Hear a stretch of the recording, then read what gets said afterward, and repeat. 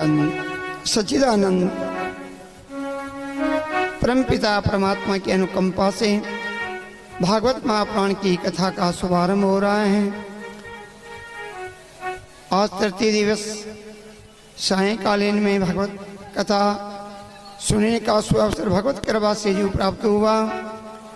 कलिमल दूर करने के लिए अपन कीर्तन की ओर चलते हैं और कीर्तन में तन्मय होकर के प्रभु की कथा रस स्वाद की ओर बढ़ते हैं। श्री राधे श्री राधे गोविंदा मन भजले हरि का प्यारा नाम है। श्री राधे गोविंदा मन भजले हरि का प्यारा नाम है। श्री राधे गोविंदा मन भजले हरि का प्यारा नाम है। श्री राधे गोविंदा मन भजले हरि का प्यारा नाम है। गोविंदा हरि का प्यारा नाम है। गोपाला हरि का प्यारा नाम है। गोविंदा हरि का प्यारा नाम है। गोपाला हरि का प्यारा नाम है। श्री राधे गोविंदा मन भजले हरि का प्यारा नाम है। श्री राधे गोविंदा मन भजले हरि का प्यारा नाम है।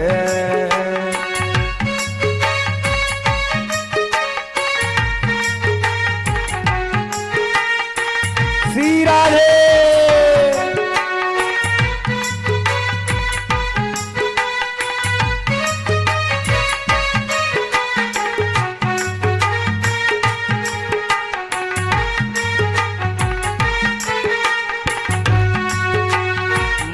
मुकुट सिर गल बनमाला केसर तिलक लगाए।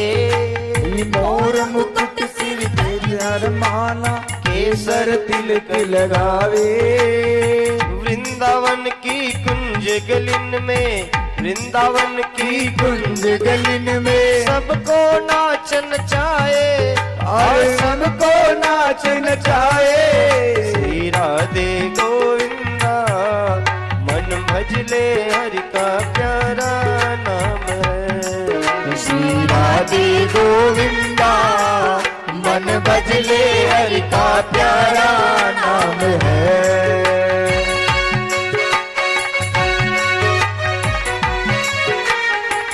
राधे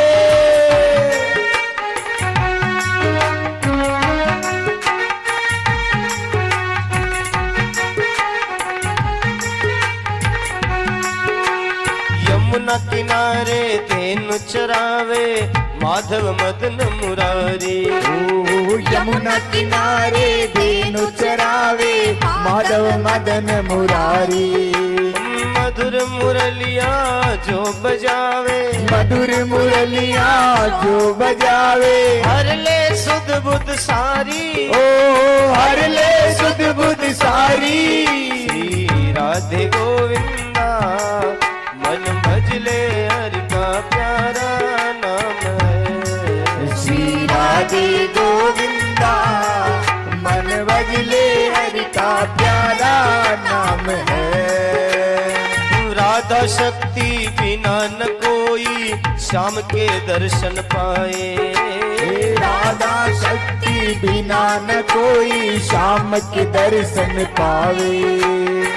आराधन कर राधे राधे आराधन करे राधे राधे।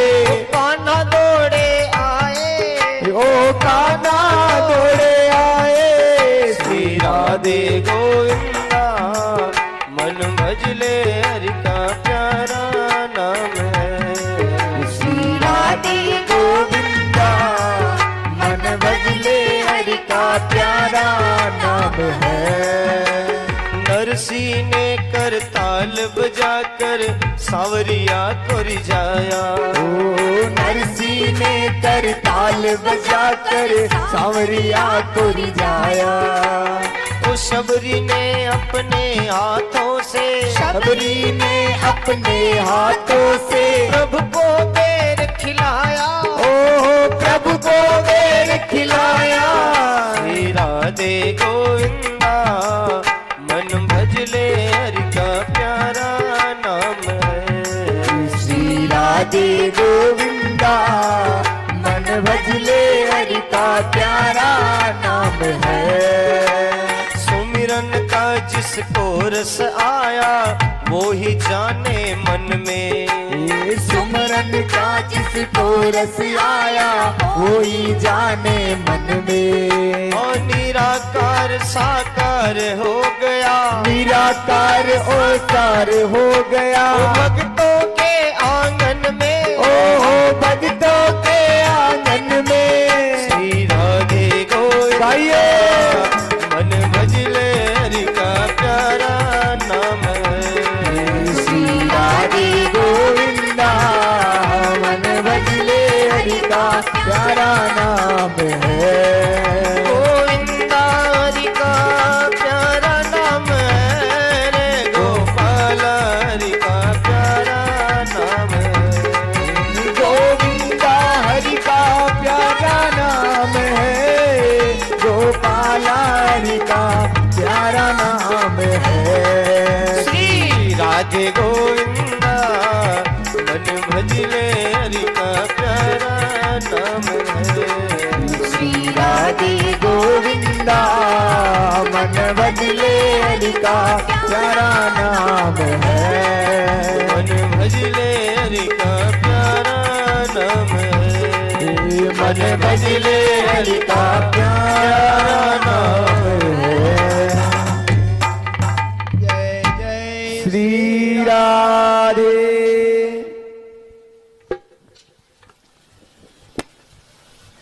आनंद कंद सच्चिदानंद परमपिता परमात्मा जब अपने भक्तों पे कृपा करते हैं तभी भागवत कथा सुनने को प्राप्त होती है।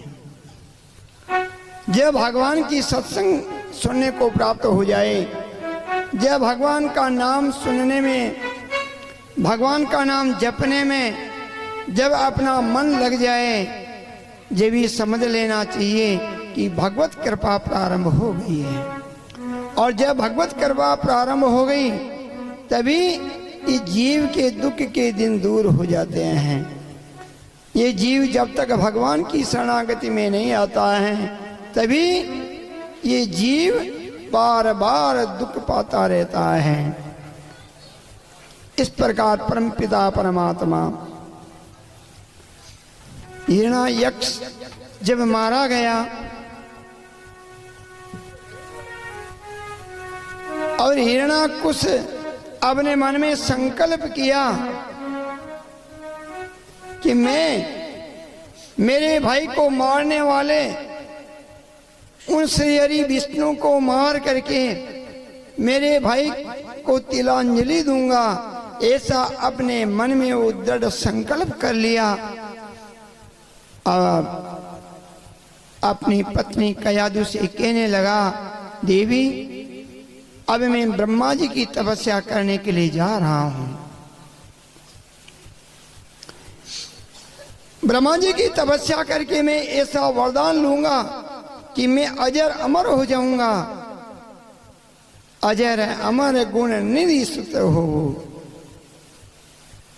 ब्रह्मा जी की तपस्या करके मैं अजर अमर हो जाऊंगा और फिर मैं उन विष्णु से बैर करूंगा, उन विष्णु का विनाश करूंगा। ऐसा अपने मन में संकल्प करके अपनी पत्नी से तपस्या करने के लिए विदा लेने लगा। कयादु हाथ जोड़ रही हैं, स्वामी आप कितने ही वर्षों तक तपस्या करोगे? हिरण्याकुश कह रहा, देवी मैं जब तक तपस्या करूंगा जब तक ब्रह्मा देव मेरी तपस्या से प्रसन्न होकर के मुझे दर्शन देने के लिए नहीं आ जावे। ऐसा कह करके हिरण्याकुश तपस्या करने के लिए रवाना हो गया और हिमालय पर्वत के एक शिखर पे जाकर के अपना आसन लगाया और जैसे ही तपस्या करने में अपना मन लगाया उसी समय देवराज इंद्र अपने गुरुदेव से निवेदन किया, प्रभु हिरण्याकुश तपस्या करने के लिए गया है और ब्रह्मा जी से वरदान पा करके अजर अमर हो जाएगा। बृहस्पति जी ने देखा कि राजा इंद्र हाथ जोड़ करके प्रार्थना कर रहा है, तो गुरुदेव बृहस्पति जी कहने लगा, राजा इंद्र चिंता मत करो, हिरण्याकुश की तपस्या करने पर भी भगवान की कृपा तुम पर बनी रहेगी। भगवान की कृपा जिन पे होती है संसार भी उसका कुछ नहीं बिगाड़ सकता है, चुगदा भुवन में उसका कुछ नहीं बिगाड़ सकता है। जिनको राके साइया मार सके नहीं कोई, बाल न बाका कर सके सो जग बेरी होई। और जिनका अहित अगर भगवान करने के लिए सोच लेते हैं तो पूरा संसार के जीव भी अगर उसकी रक्षा करें तो भी उस जीव की रक्षा नहीं हो सकती है। इसी प्रकार से वो जीव आत्मा 49 मरुदगण दीति ने इंद्र को मारने के लिए तपस्या की, लेकिन भगवान ने ऐसा नहीं चाहा। तो जो पुत्र इंद्र को मारने के लिए उत्पन्न होने वाला था वो इंद्र की सेवा करने वाला मित्र बन गया। ये भगवत कृपा है, मरुद गण बन गए। भगवान बड़े कृपालु हैं। गुरुदेव ने जब कह दिया तो उनको विश्वास हो गया। राजा इंद्र निर्भय हो गया। जब गुरुदेव ने कह दिया तो गुरुदेव बृहस्पति जी एक काक का रूप बनाया और चले गए जहाँ हिरण्याकुश तपस्या कर रहा था। राधे राधे। तपस्या करने के लिए आसन लगाया और वृक्ष के ऊपर डाल पे बैठ करके गुरुदेव बृहस्पति जी श्रवण नारायण नारायण उच्चारण करने लगे। भगवान के नाम में कितने पार शक्ति है। भगवान के नाम से पत्थर की शिला जल पे तरने लगी। भगवान के नाम जपने से अजामिल बैकुंठ चला गया। भगवान के नाम जपने से मूर्ख वाल्मीकि यानी महर्षि वाल्मीकि बन गए। भगवान के नाम जपने से शिवरी भगवान के धाम पहुंच गई। तो भगवान के नाम में कितनी अद्भुत शक्ति होती हैं। जब नारायण नारायण उच्चारण किया, हिरण्याकुश ने देखा मैं तो यहाँ ब्रह्मा जी की तपस्या करने आया हूँ, अरे मेरे पास में बैठ के कौन नारायण नारायण कर रहा है। जब तक तपस्या में मन नहीं लगे जब तक भजन नहीं होता है। राधे राधे। हिरण्याकुश ने विचार किया कोई बात नहीं, बाद में तपस्या करते हैं। थोड़ी देर रुका, फिर देखा कि अब आवाज नहीं आ रही। फिर तपस्या में जैसे मन लगाने लगा, फिर गुरुदेव बृहस्पति जी काक के रूप में नारायण नारायण नारायण उच्चारण करने लगे। हिरण्याकुश ने विचार किया ऐसा नहीं होगा। थोड़ी देर बाद में फिर आवाज रुक गई। उसके बाद में फिर तपस्या में मन लगाने लगा, फिर नारायण नारायण उच्चारण हुआ। हिरण्याकुश ने विचार किया आज का दिन मेरी तपस्या करने के लिए शुभ नहीं है, मुझे वापस चलना चाहिए। हिरण्याकुश वहां से उठ करके वापस अपनी नगरी में पहुंचा। कयादू ने जब देखा कि स्वामी आ गए हैं तो प्रसन्नता का ठिकाना नहीं रहा। कयादू ने प्रणाम किया और कहा स्वामी आप तो तपस्या करने गए थे, अरे आपने कहा था कि मैं जब तक नहीं आऊंगा जब तक ब्रह्मदेव प्रसन्न होकर के मुझे वरदान नहीं दे देवे। तो ऐसा हुआ क्या जो आप आज ही वापस आ गए। हिरण्याकुश ने कहा देवी मैं तुम्हें क्या बताऊं, जैसे मैं तपस्या करने के लिए शिला पे आसन लगाया और एक काग आया और वो नारायण नारायण उच्चारण करने लगा। कयादू ने कहा अच्छा मौका है, असुर के मुख से भगवान का नाम कब निकल सकता है, लेकिन आज कम से कम 108 बार तो निकला ही दूंगी। और ये पुण्य हम सब रक्षा करेगा। कयादू बड़े भगवान की भक्त थी। कयादू ने धीरे से कहा, स्वामी ऐसा क्या कहा काग ने? बिना कुछ ने कहा, मैं कह रहा हूं ने। वो नारायण नारायण उच्चारण करने लगा। कयादू ने कहा, ठीक है आप विश्राम कीजिए। विश्राम करने लगे और चरण दाबे और फिर पूछा, स्वामी जी बताइए ऐसा क्या हुआ है? कहा कैसे आया? हिरण्याकश कह रहा, मुझे मालूम नहीं कहाँ से आया, कहाँ चला गया। जैसे मैं रवाना हुआ वो भी चला गया। और मैं आसन पे बैठा ब्रह्मा जी की तपस्या करने के लिए, और वो वृक्ष की डाली पे बैठ करके नारायण नारायण उच्चारण करने लगा। कयादू ने कहा, कोई बात नहीं। काग में ऐसी शक्ति कैसे आ गई? वो अपने मुख से कैसे बोला, जरा मुझे बताइए। हिरण्याकश ने कहा, वो अपने मुख से नारायण नारायण उच्चारण किया। कयादू ने विचार किया, अभी तो बहुत समय है, अब भोजन प्रसाद बनाती हूँ। फिर भोजन प्रसाद बनाया। जब जिमाने लगे तो कहा, वो अपने मुख से नारायण नारायण उच्चारण किया, आपने कुछ भी नहीं कहा। हिरण्याकश ने कहा, मैं क्या कहूँ, वो पक्षी है, काग है, मैं उसका क्या कर सकता हूँ? कोई बराबर के हो तो मैं युद्ध करूं, उसको दूर भगाऊं। लेकिन मैं तपस्या करने गया, मैं क्रोध भी नहीं कर सकता हूं और मैं कुछ कह भी नहीं सकता हूं। और वो तो आया बैठ करके नारायण नारायण उच्चारण करने लगा। कयादू ने विचार किया, आज का दिन बड़ा शुभ है। कयादू ने अपने पति की सेवा की। उसी दिन कयादू के गर्भ में भक्त प्रहलाद जी का निवास हुआ और भक्त प्रहलाद जी आए। उसी भजन का प्रताप था कि ऐसा भक्त यानी प्रहलाद जी अपने माँ के कोख में पधारे। हिरण्याकश प्रातः काल उठ करके और भगवत कृपा से भजन करने चला जाता है और शिला पे बैठ करके ब्रह्मदेव का भजन करने लगा। राजा इंद्र गुरुदेव से कह रहा, गुरुदेव वो असुर वापस तपस्या में लीन हो गया। गुरुदेव ने कहा, तुम चिंता मुक्त रहो, करने वाले परमात्मा हैं। अरे भगवान की कृपा हो गई, अब इन्हीं का पुत्र तुम्हारी रक्षा करेगा। गुरुदेव का आदेश पाकर के राजा इंद्र निर्भय हो गया। और समय आता है कि कयादू के गर्भ में जब प्रहलाद जी पधारे, राजा इंद्र को मालूम हुआ। राजा इंद्र ने अहंकार में भूल गया जो गुरुदेव ने वाक्य कहा था। अगर अपने मन में अहंकार आ जाए तो भगवान को भी भूल जाते हैं, गुरु वाक्य को भी भूल जाते हैं। इसलिए अहंकार से सदा दूर रहना चाहिए। राजा इंद्र हैं लेकिन अहंकार को नहीं छोड़ सका। मंदोदरी ने रावण से कहा था कि आपने काल भी विजय प्राप्त कर ली, लेकिन आपने अहंकार भी विजय प्राप्त नहीं की। ये आपका अहंकार ही आज लंका का विध्वंस कर रहा है।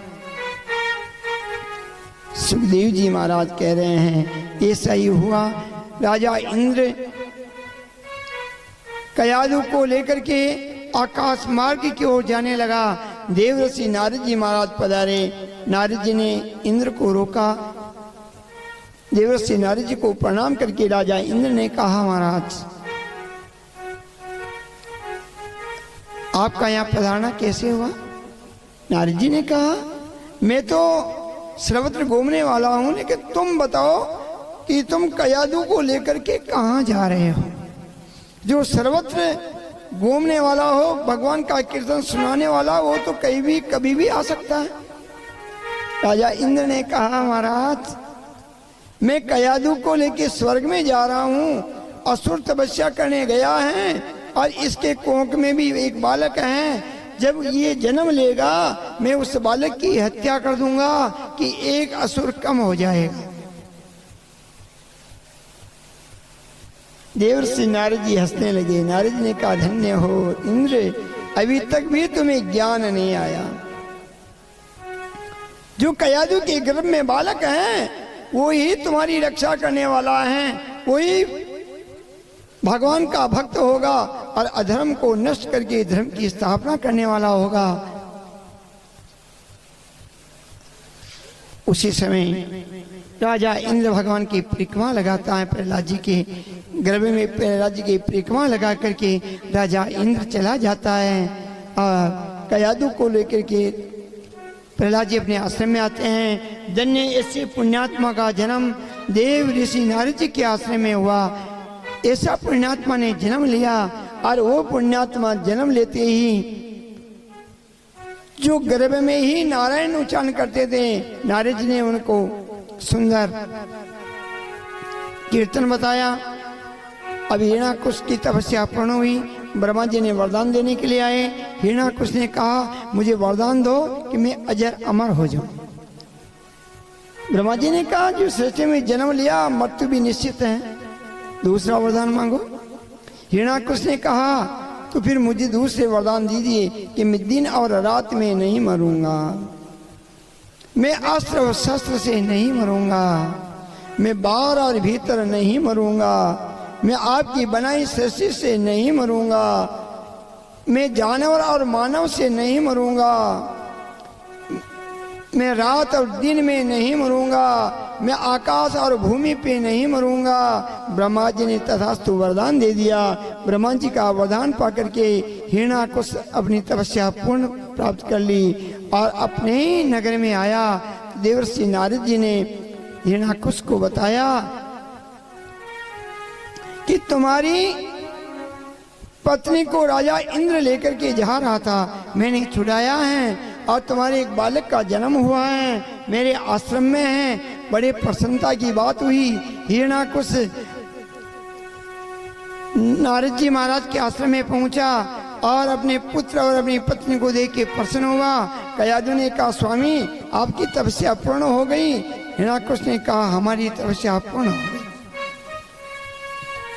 उसी समय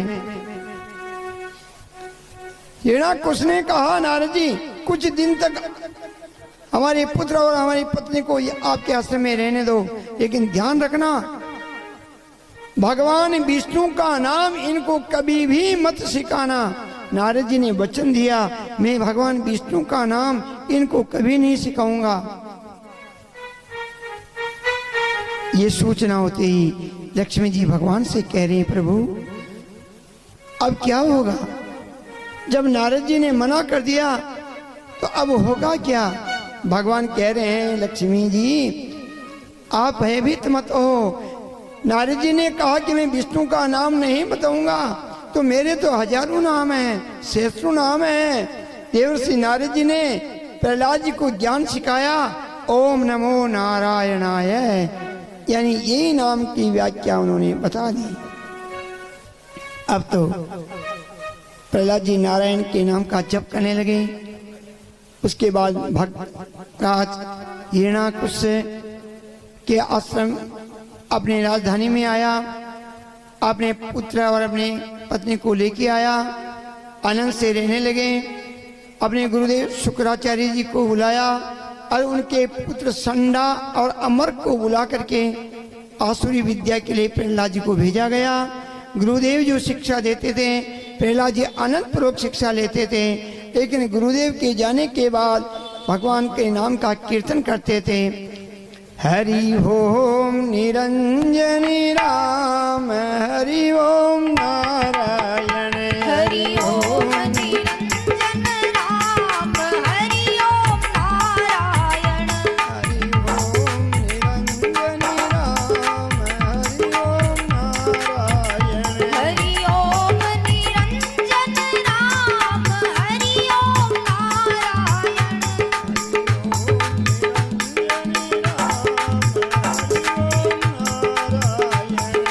ओम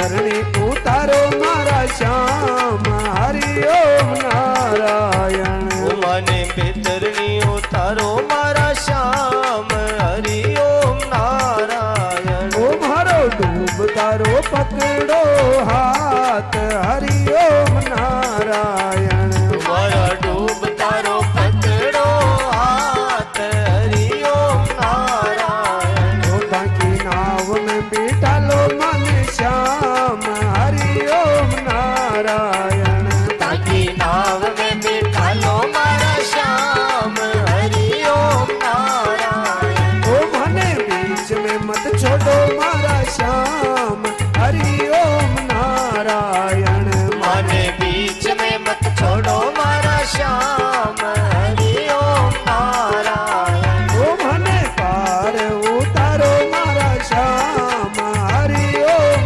नारायण મને પાર ઉતારો મારા શ્યામ હરિ ઓમ નારાયણ ओ मैं तो आपके भरोसे मारा श्याम हरि ओम नारायण मैं तो आपके भरोसे मारा श्याम हरि ओम नारायण ओ नारायण बोलो नारायण ओ नारायण बोलो नारायण ओ नारायण बोलो नारायण ओ नारायण बोलो नारायण हरि ओम निरंजन राम हरि ओम नारायण हरि ओम निरंजन राम हरि ओम नारायण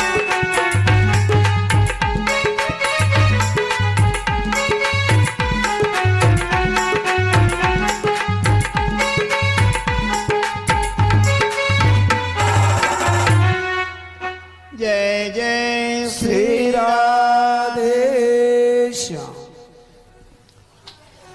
भक्त वही होता है जो अपने गुरुदेव का मान भी रख लेता है और अपने परमात्मा को भी नहीं भूलता है।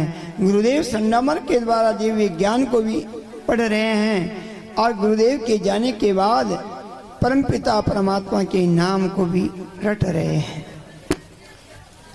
गुरुदेव ने बहुत समझाया, बातें मत करो। अनेक प्रकार की ताड़ना से समझाया, फिर भी एक भी प्रहलाद को अच्छी नहीं लगी तो गुरुदेव कच ले कच जाकर के हिरणाकुश को कच कच बच कच बच प्रहलाद जी को सौंप दिया और उसके बाद हिरणाकुश ने अपने सेनापति को बुला करके प्रहलाद जी को जंगल में भेज दिया जहां पर जल और फल भी नहीं थे। लेकिन भगवान की कृपा से प्रहलाद जी वृक्ष के नीचे बैठ के भगवान का ध्यान किया। लक्ष्मी जी के कहने से मेरे गोविंद ने झरनों से जल बहाने लगे और बिना ऋतु के वृक्षों के फल पकने लगे। प्रहलाद जी की आनंद से अपनी प्यास बुझाई, क्षुधा मिटी और हिरणाकुश के पास आ गए। हिरणाकुश ने अपने सेनापति से कहा, प्रहलाद की रक्षा कौन कर रहा है? हिरणाकुश ने अपने पुत्र को बुलाया और पूछा, बेटा पुत्र का धर्म होता है अपने पिता की आज्ञा का पालन करना,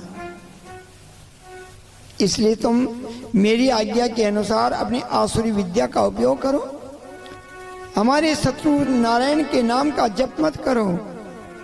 प्रहलाद जी हंस करके अपने पिताजी से कह रहे हैं, पिताजी परम पिता परमात्मा हैं, वो आपके हृदय में विराजमान हैं, मेरे हृदय में विराजमान हैं, सभी के हृदय में विराजमान हैं। आप जिनका नाम नहीं लेते हुए भी आप उनके जप कर रहे हो। प्रत्येक जीव के मित्र वो परमात्मा हैं, उनके नाम को नहीं जपने पर भी जीव को जपना पड़ता है, इसलिए आप भगवान से विरोध मत कीजिए। हिरणाकुश ने प्रहलाद को उठा के दूर फेंक दिया और अपने सेनापति से कहा कि पहाड़ पे चढ़ाओ और ऊपर से गिरा दो। सेनापति ने प्रहलाद जी को ले गए और पहाड़ से गिराने के लिए कहा। प्रहलाद से कहा, प्रहलाद जी अभी भी अपने पिताजी की आज्ञा मान लो, प्रहलाद जी ने कहा तुम अपना कार्य करो। प्रहलाद जी को नेत्र बांध करके सेनापति ने ऊंचे पहाड़ से नीचे गिराया। जले विष्णु थले विष्णु विष्णु पर्वत मस्तके। प्रहलाद जी भगवान का नाम जपते हुए आ रहे थे। भगवान नारायण ने अपने हाथ में उठा लिया। प्रहलाद जी को दोनों हाथों में उठा करके एक किसान गाड़ी में अनाज भर करके हिरण्याकुश के राज्य में टैक्स जमा कराने आ रहा था। भगवान ने उस गाड़ी में सुला दिया और प्रहलाद जी अपने पिता के राजभवन में पहुंच गए। जब प्रहलाद जी की नींद खुली, राजभवन देखा, अपने पिता के पास चले गए। हिरण्याकुश ने अपनी पत्नी कयाधु से जाके कहा अपने पुत्र को समझाओ। कयाधु ने प्रहलाद को बुलाया और पुत्र को स्नेह से कहा बेटा तुम्हारे पिता असुर हैं, भगवान से विरोध कर रहे हैं, तुम भी उनकी आज्ञा का पालन करो, नहीं तो तुम्हारे पिता तुम्हें भी मृत्यु दे देंगे। प्रहलाद जी ने कहा माता जी आप भगवान के भक्त होकर के ऐसी वाणी बोल रहे हो। इतने में नारद जी महाराज आ गए। नारद जी ने कयाधु से कहा तुम चिंता मत करो, प्रहलाद को कोई नहीं मार सकते हैं, जिनकी रक्षा स्वयं विष्णु कर रहे हैं। देवर्षि नारद जी कयाधु को समझा करके चले जाते हैं। और प्रहलाद जी महाराज को जब कुछ ज्ञान नहीं दे सकी माँ, तो कयाधु ने हिरण्याकुश से कहा आप अपने पुत्र को स्वयं समझाइए। हिरण्याकुश ने प्रहलाद को जेल में बंद कर दिया और अपने भोजन बनाने वाले से कहा आज खीर बना करके भयानक विष मिला करके इस प्रहलाद को खीर पिलाओ जिससे इसकी मृत्यु हो जाए। ऐसा ही हुआ। उन्होंने खीर बनाया, प्रहलाद को पिलाने के लिए गए और उसी समय कयाधु को मालूम हुआ। कयाधु दौड़ती हुई जेल के अंदर जा रही हैं। भगवान नारायण ने शिवजी से कहा ये आपका कार्य है। गरल सुधा रिपु करहु मिताई, गोपद सिंधु अनल शीतलाई। भगवान शिवजी ने उस कीर से जेर को खींच लिया। प्रहलाद जी ने भगवान के भोग लगा करके और प्रसाद पाया कि कयाधु पहुंच गई। उनका बेटा क्या किया? उनका भैया मैंने प्रसाद पाया, मैंने भगवान का प्रसाद पाया है और देखो तुम चिंता मत करो। क्या था? वो भगवान का प्रसाद था, मेरे पिताजी ने भेजा है। उनका उसमें जहर था। कहा मैया मैं स्वस्थ हूँ देखो। उसी समय हिरण्याकुश को मालूम हुआ कि प्रहलाद का कुछ नहीं बिगड़ा, तो प्रहलाद को भय दिखाने के लिए एक लोहे के कंबल को लाल अग्नि में तपाया गया। अग्नि के समान लाल हो गया और प्रहलाद से कहा अब इसको अपने बाहों में भरो। प्रहलाद जी पास में जाते हैं। भगवान ने विचार किया मेरा भक्त निर्बल नहीं हो जाए, तो एक लाल चिट्ठी बन के उसमें चल रहे थे और प्रहलाद को दिखाई दिया। प्रहलाद जी ने दौड़ करके अपने बाहों में भर लिया। हिरण्याकुश ने विचार किया ये मेरा पुत्र नहीं मेरा शत्रु बन गया है, इसकी रक्षा स्वयं विष्णु कर रहे हैं। जाको रखे साइया अरे मार सके ना कोई, जाको राखे साइया मार सके ना कोई। ओ पालन माँ का कर सके जो जग बेरी हो रे मनवा, जो जग बेरी हो। ओ पालन माँ का कर सके जो जग बेरी हो रे मनवा, जो जग बेरी हो।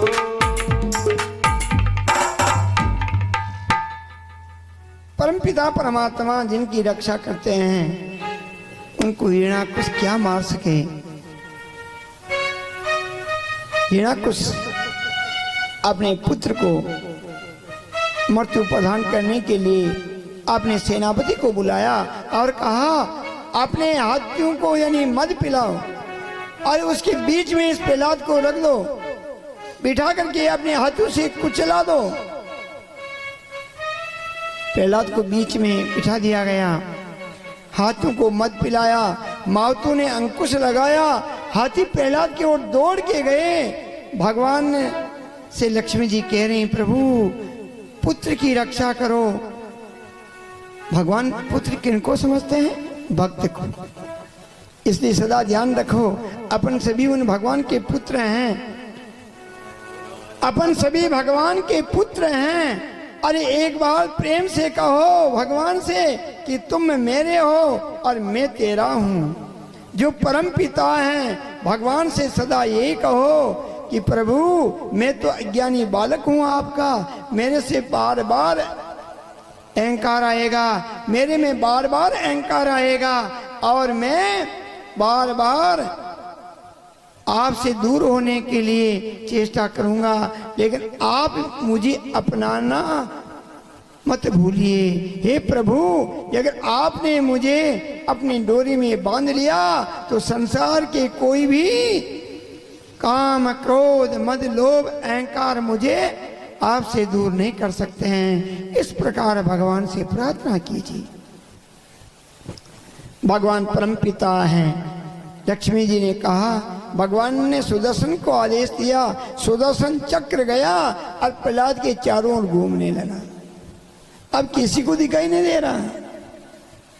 जैसे हाथी पास में जाते हैं सुदर्शन की को देख के दूर भाग जाते हैं। माउत बहुत कोशिश कर रहे हैं लेकिन प्रहलाद का कुछ नहीं बिगड़ा। राधे राधे। और प्रहलाद जी आनंद से उठ करके हाथियों की झुंड से निकल करके बाहर आ गए। हिरणाकुश ने विचार किया अब क्या होगा। हिरणाकुश ने विचार किया अब तो मुझे ही मारना पड़ेगा। अपने हाथ में खड़ग उठाई, इतने में उनकी बहन सिंहका आ गई। सिंहका ने कहा, भैया क्या कर रहे हो? एक बालक को तुम अपने हाथ से मार रहे हो, छोटे बालक को। अरे संसार क्या कहेगा, एक पिता ने पुत्र का वध कर दिया। ये काम मुझे सौंप दो। मैंने ब्रह्मा जी की तपस्या की है और उनसे वरदान पाया कि मैं हमेशा अग्नि स्नान बनाऊंगी। उन्होंने मुझे वरदान दिया है, मैं अग्नि स्नान बनाती हूँ, अग्नि मुझे पीड़ा नहीं देती है।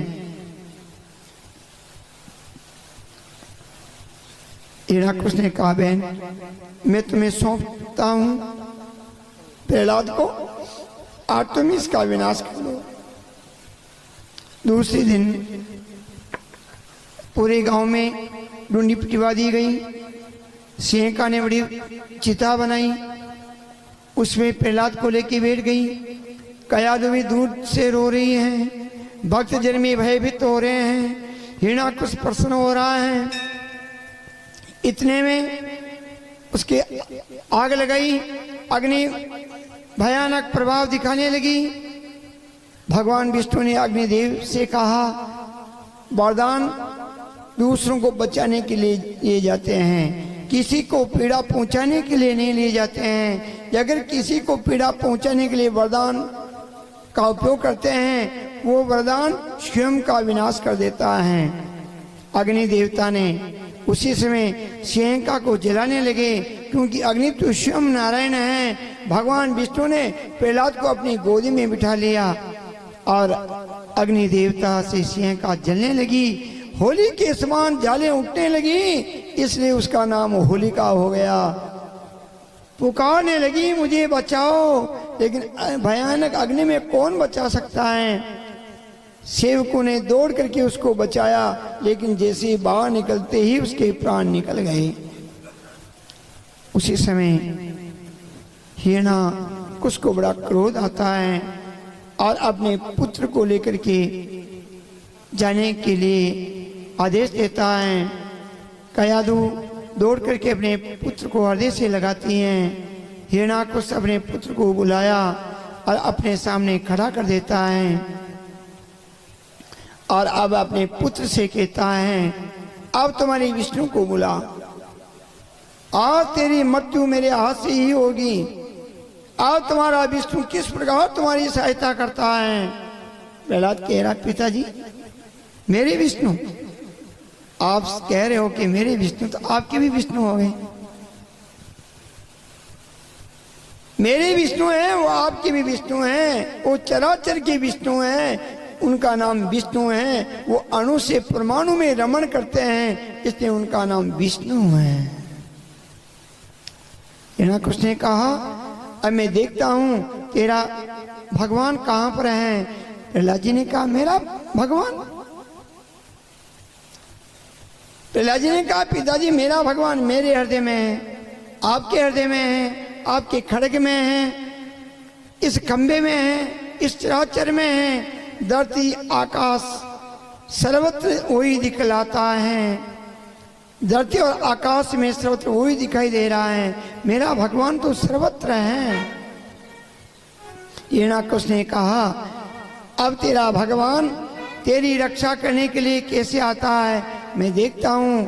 जैसे उन्होंने प्रहलाद को मारने के लिए अपने हाथ से खड्ग उठाई कि मेरे गोविंद रक्षा करने के लिए खंबे को फाड़ करके नरसिंह के रूप में प्रकट हो गए। बोले नरसिंह भगवान की जय हो।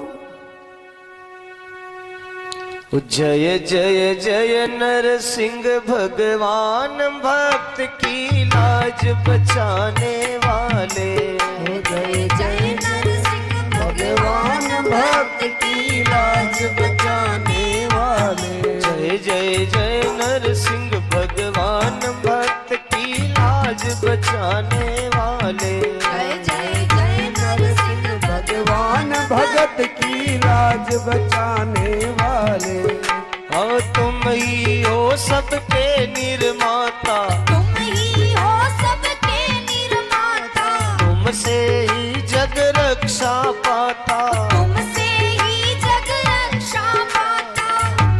तुम ही करते हो संगार, सभी को धर्म सिखाने वाले। तुम ही करते हो संहार, सभी को धर्म सिखाने वाले। जय जय जय नरसिंह भगवान, भक्त की लाज बचाने वाले। जय जय जय नरसिंह भगवान, भक्त की लाज बचाने वाले।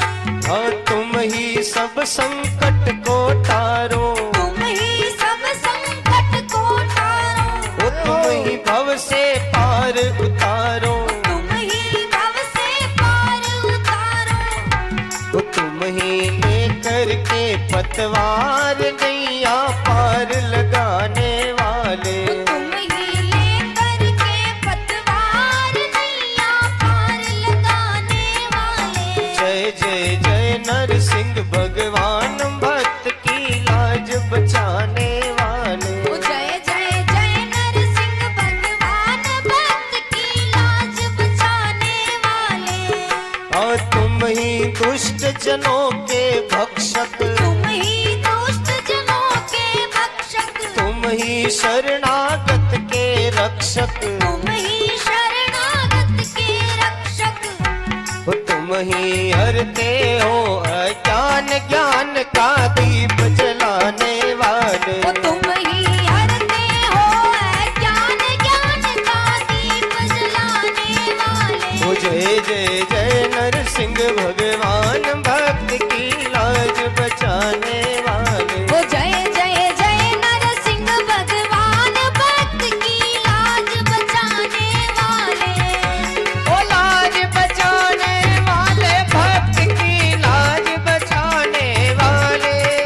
ओ लाज बचाने वाले भक्त की, ओ लाज बचाने वाले। जय जय जय भगवान, भक्त की लाज बचाने वाले। जय जय जय नरसिंह भगवान, भक्त की लाज बचाने वाले। भक्त की लाज बचाने वाले। भक्त की लाज बचाने वाले। भक्त की लाज बचाने वाले। बोले नरसिंह भगवान की जय हो।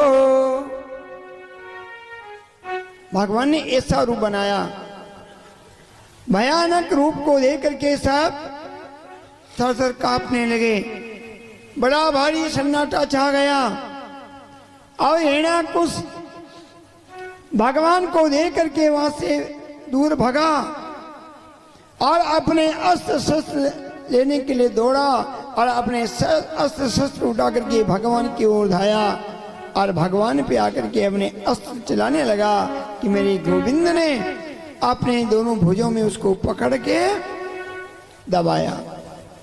दबाते ही उनके अस्त्र नीचे गिर गए और फिर उसको छोड़ दिया।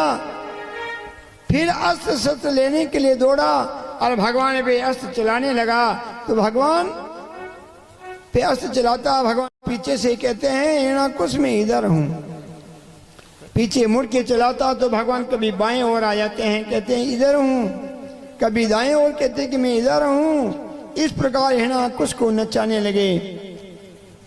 भगवान सुखदेव जी महाराज कहते हैं जब समय आता है भगवान हिरण्याकुश को अपने बाहों में पकड़ लेते हैं और घसीटते हुए चौखट पे ले जाते हैं और चौखट पे ले जाकर के मेरे भगवान नरसिंह भगवान आनंद पूर्वक चौखट में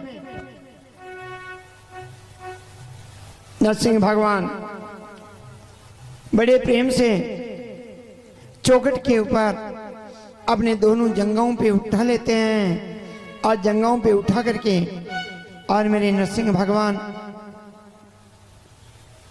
अब हिरण्याकुश को याद दिलाते हैं कि तुमने ब्रह्मा जी की तपस्या करके जो वरदान पाया है तुम उनको याद कर लो। तुमने कहा था मैं दिन और रात में नहीं मरूंगा, आधा सूर्य अंधेरा और आधा बाहर हैं। तुमने कहा मैं धरती आकाश में नहीं मरूंगा, नहीं धरती और नहीं आकाश मेरी जंघाओं पे हैं। और तुमने कहा मैं बाहर भीतर नहीं मरूंगा, तुम चौखट के ऊपर हो। तुमने कहा मैं अस्त्र शस्त्र से नहीं मरूंगा, तेरे लिए मैंने नाखून का अस्त्र बनाया है।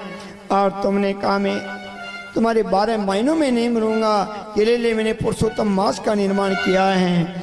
और तुमने कहा था ब्रह्मा जी महाराज से कि मैं आपकी सृष्टि से नहीं मरूंगा, और तो मैं ब्रह्मा की सृष्टि से नहीं हूँ। तुमने मानव और जानवर से कहा मैं नहीं मरूंगा, तो नहीं तो मैं मानव हूँ, नहीं मैं जानवर हूँ, मैं नरसिंह हूँ। हिरण्याकुश को सब वचन स्मरण करा करके मेरे गोविंद ने बड़ा क्रोध किया कि एक मेरे भक्त को तुमने बड़ा घोर कष्ट दिया है। ऐसा कह करके मेरे गोविंद ने अपने नाखून से हिरण्याकुश के सिर को चीर दिया और उसी समय भगवान को बड़ा क्रोध उमड़ा। भगवान वहां से उठ करके हिरण्याकुश के सिंहासन में विराजमान हो गए। भगवान के मुख से प्रलय कालीन के समान ज्वाला अग्नि निकली। भगवान ब्रह्मा, भगवान शिव, इंद्र, वरुण, कुबेर, दिग्पाल समस्त देवता आ गए। एक नरसिंह भगवान के क्रोध के सामने कोई नहीं पहुंचे। देवर्षि नारद जी ने कहा प्रभु रक्षा कीजिए। तो भगवान ब्रह्मा जी ने कहा तुम जल्दी जाके बैकुंठ से लक्ष्मी जी को बुला लाओ। नारद जी बैकुंठ धाम में गए। लक्ष्मी जी से कहा मैया चलो, भगवान नारायण ने आज नरसिंह रूप धारण किया है, उनके क्रोध को शांत करो। लक्ष्मी जी ने कहा मैं अभी चलती हूँ। लक्ष्मी जी वहाँ पहुँचते हैं, लेकिन नरसिंह भगवान भक्त प्रहलाद से बोले प्रहलाद हमारे से वरदान मांगो, हम तुम्हें अपने पिता का राजी करने का आदेश देते हैं और एक कल्प भर की आयु प्रदान करते हैं। प्रहलाद जी ने कहा प्रभु मेरे पिता का उद्धार होना चाहिए। भगवान ने कहा जिस कुल में मेरा भक्त जन्म लेता है उसकी 21 पीढ़ी स्वर्ग में जाती हैं। इस प्रकार 3 पीढ़ी बीत चुकी हैं और अब तुम्हारी 17 पीढ़ी मेरे धाम को आएगी। मैं तुम्हारे कुल पे क्रोध नहीं करूंगा। इस प्रकार भगवान ने उनको समझाया। सुखदेव जी महाराज कहते राजन ये भगवान की बड़ी कृपा है। अब भगवान सब देवताओं को विदा किया। ब्रह्मा जी ब्रह्मलोक में गए, भगवान शिव कैलाश पे गए, इंद्र देवताओं से स्वर्ग में गए। तो भगवान लक्ष्मी से बैकुंठ धाम पहुंचे और जैसे बैकुंठ में गए कि लक्ष्मी जी भगवान को प्रणाम किया। भगवान ने कहा लक्ष्मी जी आज कुछ पूछना चाह रही हूँ। लक्ष्मी ने कहा हाँ प्रभु मैं आपसे एक वरदान मांगना चाहती हूँ। उनका कहो क्या वरदान चाहती हो? उन्होंने कहा प्रभु एक वरदान है, आप कृपा करके मुझे दोगे? भगवान ने कहा जो मांगोगी वही दूंगा, क्या चाहिए? लक्ष्मी जी ने कहा प्रभु एक ही वरदान चाहती हूँ कि आपने जो अभी रूप बनाया नरसिंह का, ऐसा रूप भविष्य में कभी मत बनाना। भगवान ने कहा तथास्तु ऐसा ही होगा। लक्ष्मी जी ने कहा प्रभु ऐसा भयानक रूप तो मैंने कभी नहीं देखा आपको। भगवान इस प्रकार लीला धारण करते हैं। आप प्रहलाद जी राज्य करने लगे। प्रहलाद जी के पुत्र विरोचन हुए। विरोचन को राज्य बाहर सौंप करके प्रहलाद जी ने गुरु दत्तात्रेय जी से शिक्षा ली। और गुरु दत्तात्रेय जी प्रहलाद जी और राजा अलर्क ने गुरु दत्तात्रेय जी से दीक्षा ली थी। गुरु दत्तात्रेय जी ने प्रहलाद जी को ज्ञान दिया गृहस्थ जीवन का और संन्यास धर्म का। एक सन्यासी ब्रह्मचर्य व्रत को धारण करके आसक्ति का त्याग करता है, वही सन्यासी है। भगवान के ऊपर अपनी आसक्ति छोड़ देता है। जो प्रभु की कृपा से मिले वो प्रसाद पाता है, नहीं मिले तो भी संतुष्ट रहता है। अपने रहने के लिए कभी स्थान नहीं बनाता है, वृक्ष के नीचे अपना जीवन यापन करता है और निरंतर प्रभु का ध्यान लगाता है। वो सन्यासी भगवान की परम धाम जाता है। और एक गृहस्थ अपनी आय का 10% दान करता है, पुण्य कर्म करता है, वो भगवान के धाम को जाते हैं। अपने घर में हमेशा भोजन बनता है। विचार करो, भोजन बनता है तो भोजन को प्रसाद में बनाओ। प्रसाद में कैसे बनाओगे? हर घर में भगवान की पूजा होती है। हर घर में तुलसी होना चाहिए। जहाँ तुलसी है वहाँ वृंदावन है। तो उसको प्रसाद कैसे बनाए? जो अग्नि हवन में है वही अग्नि चूल्हे में होती है। जो अपन रोटी बनाते हैं तो सबसे पहली रोटी में 4 घास अग्नि देवता को जिमा देना चाहिए। आप स्वामणी बनाते हो, उसमें भी भगवान को बाल भोग निकालते हो। सभी स्वामणी मानी जाती, प्रसाद माना जाता है। वैसे आप एक रोटी के 4 घास अग्नि देवता को जिमा दोगे तो पूरा प्रसाद बन जाएगा। और जो भगवान का प्रसाद को ग्रहण करता है उस सद्बुद्धि आती है। भगवान के प्रसाद को ग्रहण करने से पाप दूर हो जाते हैं। इसलिए लेकिन नमक का भोग नहीं लगता भगवान के, तो आटा में नमक डाला रहता है, इसलिए उसमें मीठा मिला दो। आजकल तो घर घर में चाय बनती है, मीठा बहुत मिलता है।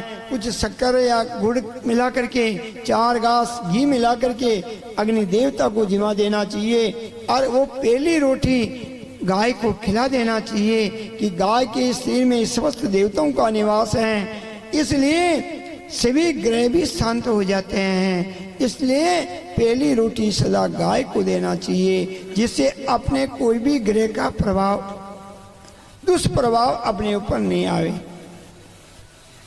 भक्तों, एक किसान था, वहाँ के 2 लड़का था। एक लड़का भगवान का भजन करता था। उनके माता पिता कहते तो भी वो भजन को नहीं छोड़ा। और एक लड़का अपने परिवार में कार्य करता था। रामलाल जी को बोलो। रामलाल जी, एक मिनट। हमारे हरिबोल गौशाला के उपाध्यक्ष महोदय महावीर जी गगरानी जी कांटी से पधारे हैं। एक बार व्यासपीठ की तरफ पधारे। रामलाल जी आइए और गगरानी साहब का स्वागत कीजिए। हाँ, रामलाल जी सांकड़ा से पधारे। आप इनका दुपट्टा लगा करके स्वागत करें। आप सभी ताली बजा करके इनका स्वागत करें।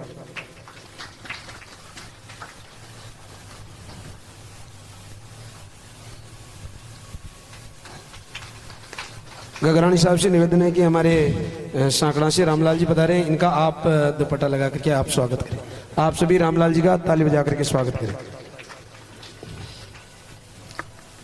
बहुत बहुत धन्यवाद। आप दोनों ही अपरिमित भक्त हैं। और हमारे जो मुखी यजमान जो अभी भागवत कथा करवा रहे हैं, ये रामलाल जी उनके घनिष्ठ मित्र हैं। और दोनों में बहुत अच्छा प्रेम है। और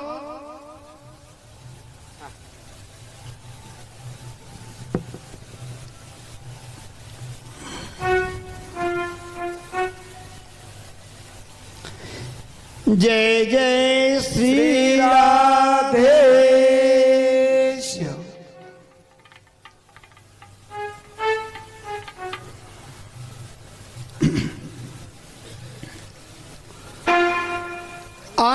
कंद सच्चिदानंद मेरे भगवान समझा रहे हैं। तो यानी गुरु दत्तात्रेय जी कह रहे हैं कि एक किसान खेती करता था और एक भगवान का भजन करता था।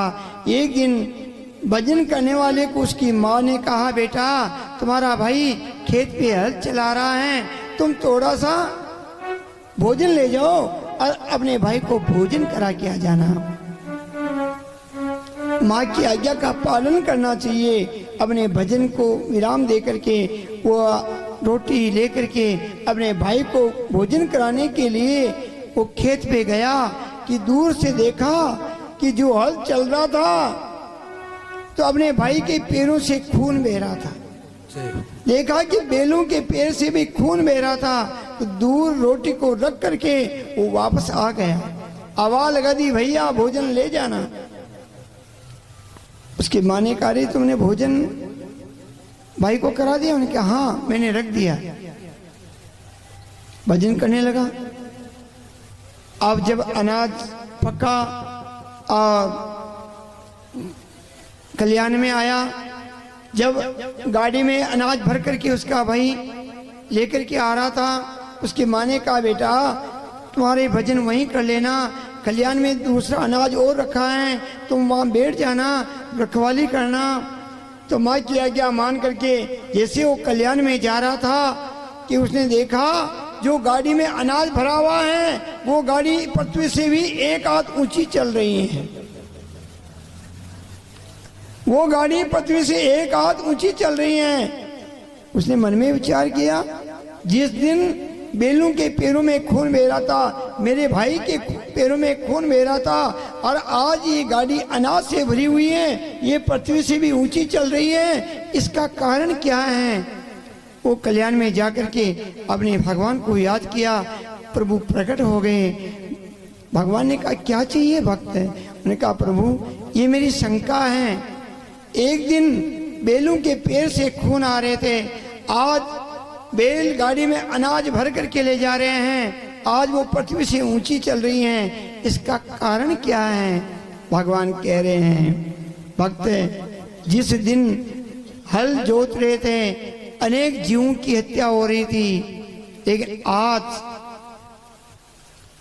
अन्न भर करके जा रहा है। अन्न ब्रह्म है, रस विष्णु है, भुक्ता देव महेश्वर है, अन्न ही प्रत्येक प्राणी के जीवन है। जय। इसलिए इस अन्न का भोजन करके तपस्वी भजन करेंगे, इस अन्न का भोजन करके जीव परोपकार करेंगे, इसलिए अन्न का महत्व है। इसलिए ये अन्न इकट्ठा इस गाड़ी में भरा हुआ है, इसलिए अन्न के प्रभाव से, उनके तेज से ये गाड़ी पृथ्वी से भी ऊंची चल रही है। उन्होंने कहा, प्रभु आज मुझे ज्ञान हो गया कि एक गृहस्थ जीवन में मनुष्य काम कर रहा है, काम करते हुए भी समय निकाल करके वो भगवान का नाम ले लेता है और अपनी आय का 10% वो दान निकाल देता है, एक सन्यासी के बराबर उसको भी भगवान के धाम मिल जाता है। वो भी सन्यासी के समान भगवान के धाम चला जाता है। भगवान श्वास श्वास हरि ओम रिठे, अरे व्रता श्वास ना खोई, ना जाने इस श्वास की पल में क्या गति हुई। इसलिए बंधु भगवान कहते हैं कि दिन में काम भी करते रहो।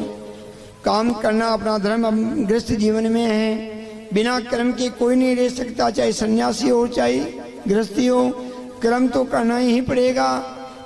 कर्म करते हुए भी मन भगवान में लगाओ, मन से भगवान का नाम उच्चारण करते रहो, इससे तुम्हारे सब बंधन कट जाएंगे, सब दुख मिट जाएंगे। भगवान का नाम सब दुख को काटने वाला है। श्री राधे राधे। बंधु समय एक क्षत्रिय का धर्म होता है कि निष्कपट भाव से अपने पति की सेवा करे।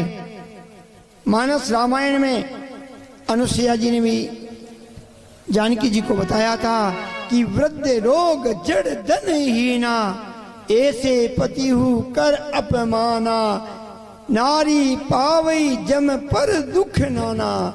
यानी जिसका पति अगर रोगी हो, दरिद्री हो,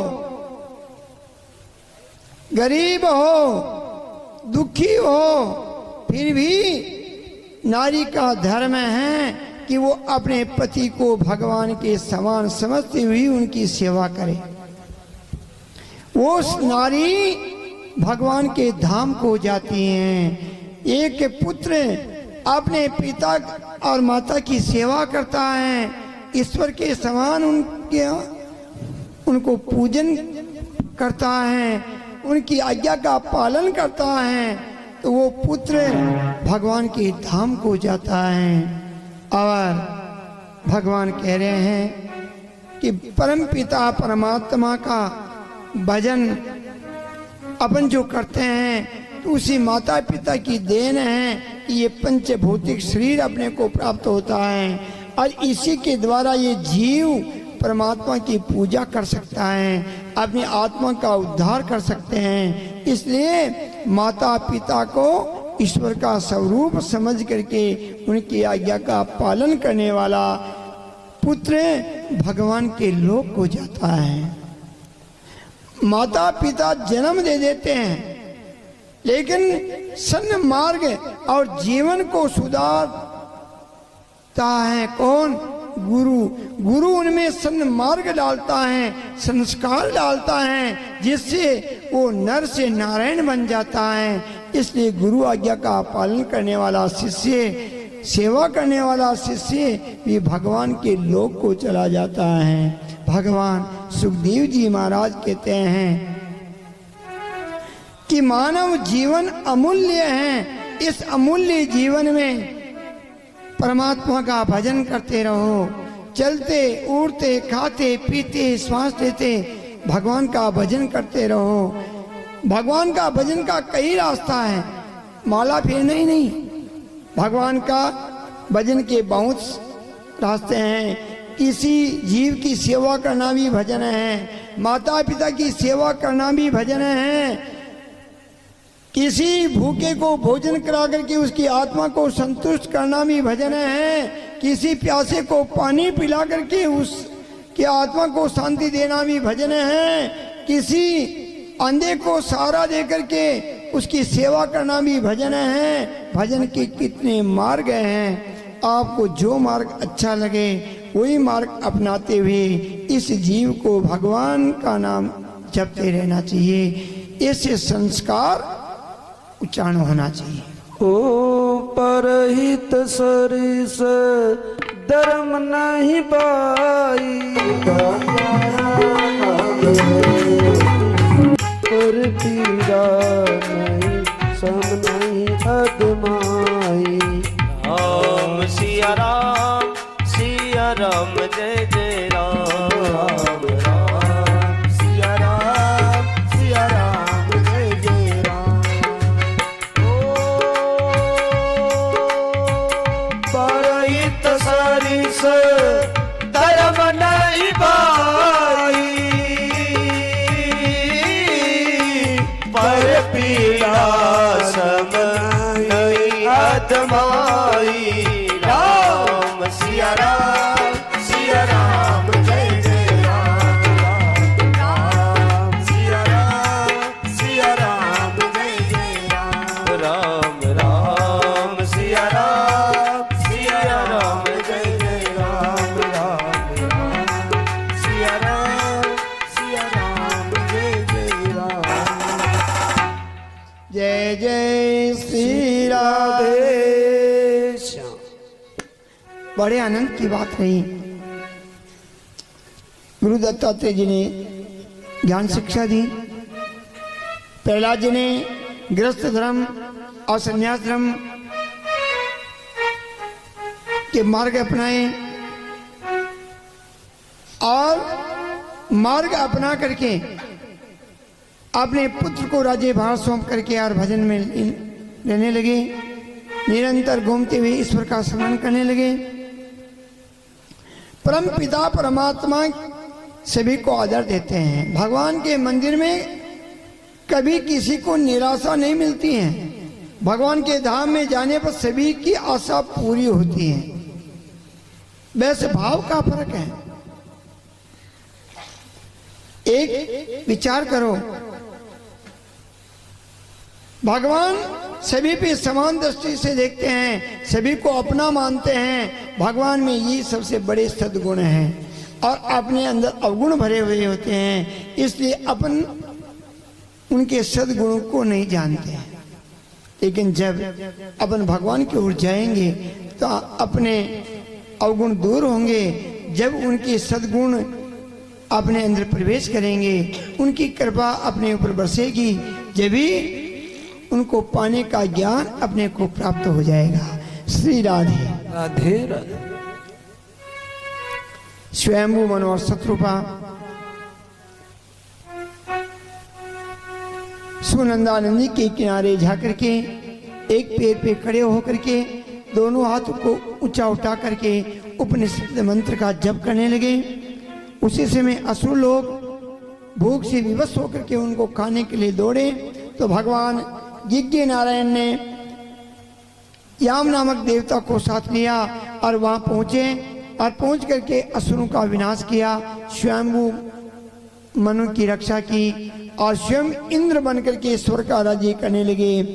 वो पहला मनवंतर हुआ स्वयंभू मनवंतर।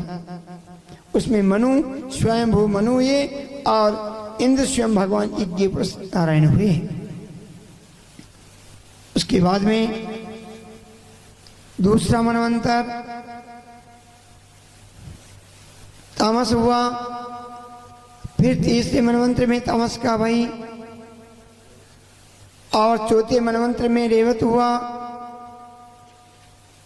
चौथे मनवंतर में हरि मेघा की हरिणी नाम सत्र के उदर से भगवान हरि ने अवतार धारण किया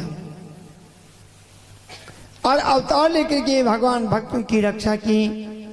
भगवान प्रत्येक जीव को अपना समझते हैं। मानस रामायण में भी भगवान ने वर्णन किया कि सब मम जाए सब मम उपजाए, सबसे अधिक मनुज मोहि भाए। भगवान कहते हैं कि सब मेरे ही संतान हैं, लेकिन सबसे ज्यादा प्रिय मुझे मानव लगते हैं। क्यों? कि मानव को ज्ञान है और ज्ञान के द्वारा मानव भगवान को पहचानता है और भगवान की स्तुति करता है, इसलिए भगवान को मानव ज्यादा प्रिय लगते हैं। जैसे एक पिता के 5 पुत्र होते हैं, फिर भी जो पुत्र उनकी आज्ञा का पालन करता है, कहते ही उनकी सेवा के लिए दौड़ आता है, उसमें उनका प्रेम ज्यादा बढ़ जाता है। वैसे ही सभी जीव भगवान के हैं, लेकिन मानव उनकी आराधना में लग जाता है, इसलिए भगवान को सब जीवों से ज्यादा प्रिय मानव हो जाता है। वैसे तो सभी जीव भगवान के हैं। त्रिकूट नाम का एक पर्वत था जिसके 3 शिखर हैं, एक सोने का है, एक चांदी का है और एक लोहे का है। ये तीनों शिखरों के तेज के द्वारा अंधकार का नाश हो रहा है।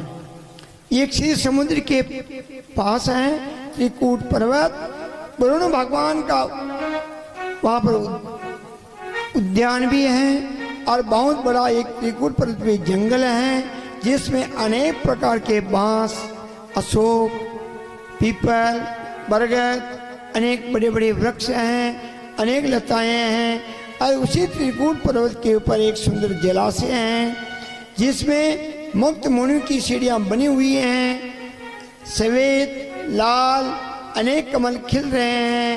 हंस, सारस, चकवा आदि पक्षी मधुर वाणियां बोल रहे हैं। एक प्रकार का यानी उस जल में स्नान करने के लिए देवांगनाएं भी आती हैं, देवता भी अपने शत्रुओं सहित उस त्रिकूट पर्वत में घूमते हैं। एक दिन वह त्रिकूट पर्वत के ऊपर जंगल में एक हाथी रहता था। वो हाथी बहुत बलवान था। अपनी पत्नी और बच्चों समेत वो जंगल में रहता था। हाथी के मद की सुगंध आते ही शेर भी दूर भाग जाता था, इतना बलवान हाथी था। एक दिन वो हाथी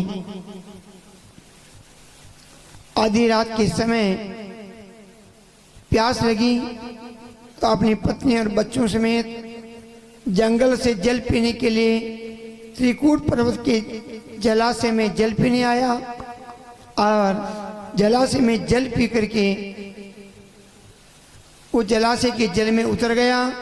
हाथी और बच्चे भी जल पिया और वो हाथी जल में उतर करके और अपनी सूंड में जल भर अपनी पत्नी और बच्चों को भी स्नान कराने लगा। इतने में वह जलाशय में बहुत बड़ा एक मंगर बलवान रहता था। वो मंगर आया और हाथी के पैर को पकड़ लिया। हाथी उससे वो पैर छुड़ाता है, लेकिन वो मंगर भी बलवानता छोड़ता नहीं है। अब किस प्रकार वो हाथी और मंगर के बीच में विवाद होता है। देखो, भगवान हर भक्त की पुकार सुनते हैं, चाहे जानवर हो, चाहे जलचर हो, चाहे नवचर हो, चाहे उभयचर हो, प्रत्येक जीव भगवान के हैं। भगवान सर्वत्र व्यापी हैं। भगवान को पुकारने वाला चाहिए। चाहे मानव भी भगवान को पुकारे तो भी सुनेंगे और जानवर पुकारे तो भी भगवान सुनते हैं। भगवान अब किस प्रकार एक हाथी की आवाज को सुनते हैं। श्री राधे। गजराज भयो जद आधी रेण तिसायो, हो रेण तिसायो, ले निज नारिन को संग सरवर पे आयो। ले निज नारिन को संग सरवर पर आयो।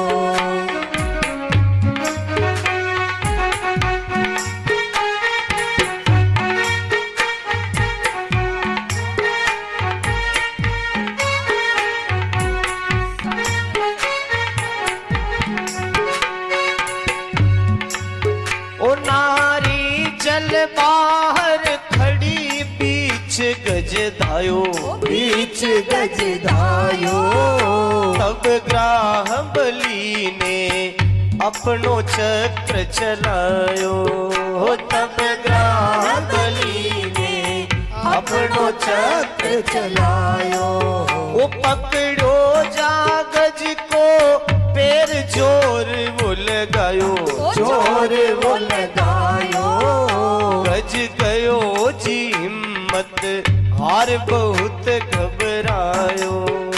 गज गयो जी हिम्मत हार बहुत घबरायो। ओ वहाँ चले न उसको जोर यो दाम पर आयो, ओ दाम पर आयो। ले निज नारिन को संग सरवर पे आयो। सरवर पर आयो। ओ गजराज भयो जद आधी रेण तिसायो, ओ रेण तिसायो। ले निज नारिन को संग सरवर पर आयो।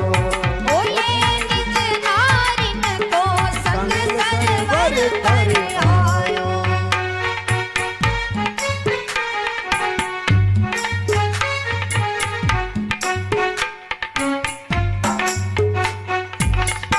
जय जय श्री राधे।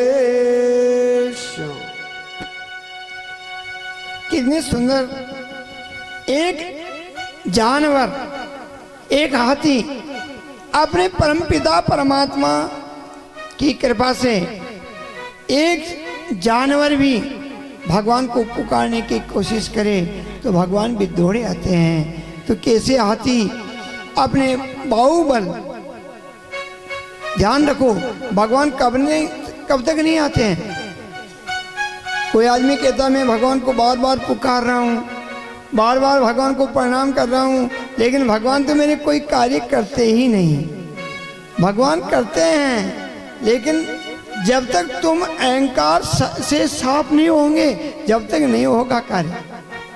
हाथी में बाहुबल है, हाथी को अहंकार है कि अभी तक मैं बलवान हूँ, इसलिए हाथी क्या कर रहा है अपने बलवान से, यानी अपनी पत्नी को स्नान करा रहा है, और मंगल उसके पैर को पकड़ करके खींचने की कोशिश कर रहा है, फिर भी हाथी उससे युद्ध कर रहा है, वो भी उसको खींच रहा है और अपनी पत्नी को भी बच्चों को भी सोन के जल से स्नान करा रहा है।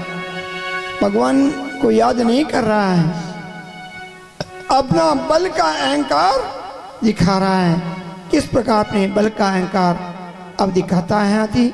और तो जो बल का अहंकार दिखाते हैं तो जब तक उसकी दुर्दशा होती रहती है, इसलिए सबसे बड़ा दुर्दशा का कारण होता अहंकार।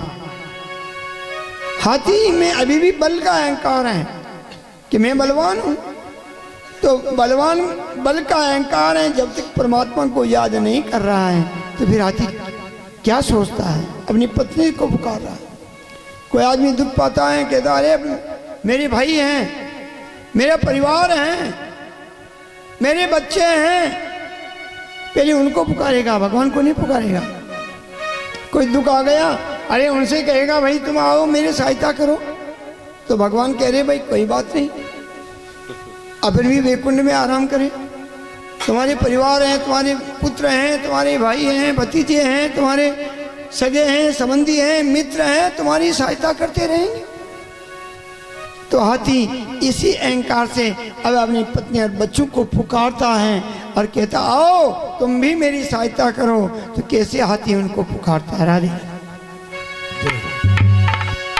ओ जब जो भर रह गई सूंड नीर के बारे, ओ नीर के बारे, तब अपने मुख से हरि का नाम उचारे।